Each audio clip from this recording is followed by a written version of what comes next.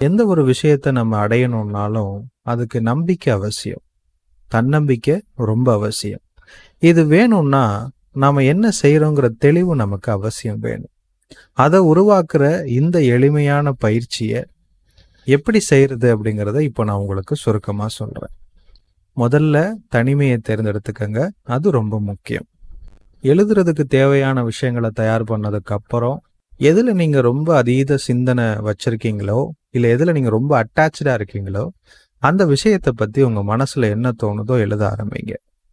அதில் எந்த கோட்பாடும் வேண்டாம், எந்த ஜட்ஜ்மெண்ட்டும் வேண்டாம். உங்கள் மனசு என்னெல்லாம் சொல்லுதோ அது எல்லாத்தையுமே ஒன்று விடாமல் எழுதுங்க.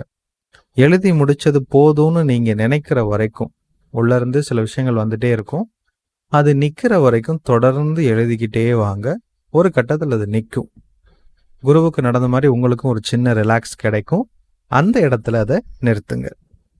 அதுக்கப்புறம் இந்த ஷார்ட்ஸோடைய முழு வீடியோவை பார்க்கணும்னா ஹேண்டலுக்கு கீழே இருக்கிற பட்டனை கிளிக் பண்ணி பாருங்கள்.